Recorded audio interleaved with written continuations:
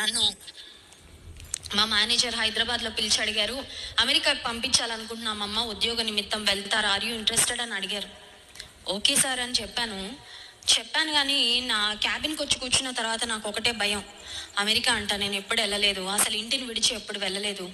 అక్కడికి వెళ్ళాక నేను భక్తిగా ఉంటానా, నేను ప్రార్థనలో ఉంటానా, దేవుని ఒకవేళ నేను విడిచిపెట్టేస్తానేమో, ఆ డబ్బులో లేకపోతే ఆ లగ్జరీలో, ఆ స్నేహితుల ప్రభావం, ఆ పరిస్థితుల ప్రభావంలో ఒకవేళ నేను దేవునికి దూరం అయిపోతానేమో.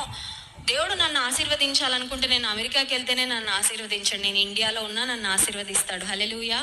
అప్పుడు దేవుని సన్నిధిలో ఒకటే ప్రార్థన చేశాను, ప్రభువా నేనైతే ఓకే అని చెప్పాను, నీ పర్మిషన్ నేను అడగలేదు, కానీ నీకు ఇష్టమైతే నన్ను తీసుకెళ్ళు.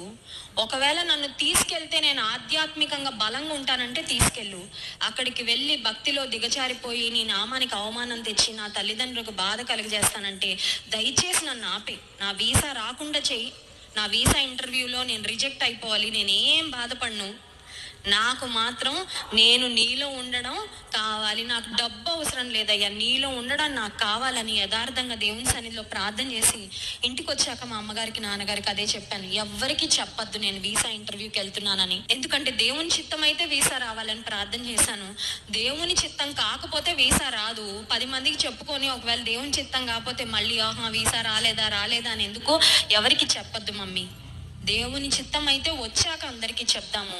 నేనైతే మరి డాడీ పర్మిషన్ అడగలేదు, ప్రార్థన చేసుకోలేదు, మా మేనేజర్తో వెళ్తాను అమెరికా అని చెప్పేశాను. కానీ దేవుని సన్నిధిలో నేను ఇలా ప్రార్థన చేస్తున్నాను, మీరు కూడా ప్రార్థన చేయండి. దేవుని చిత్తం అయితే వెళ్తాను, నాకు డబ్బులు ముఖ్యము కాదు, దేవునిలో ఉంటేనే వెళ్తాను.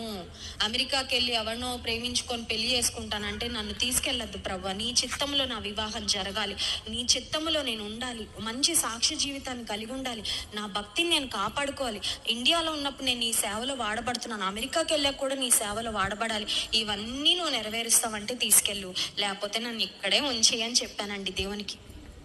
ఎందుకంటే దేవుని దయ, దేవుని కృప, దేవుని ఆశీర్వాదానికి మించిన ఆస్తి ఈ లోకంలో ఏ డబ్బు మనకి ఇవ్వలేదు. హల్లెలూయా. ఇక్కడ ప్రార్థన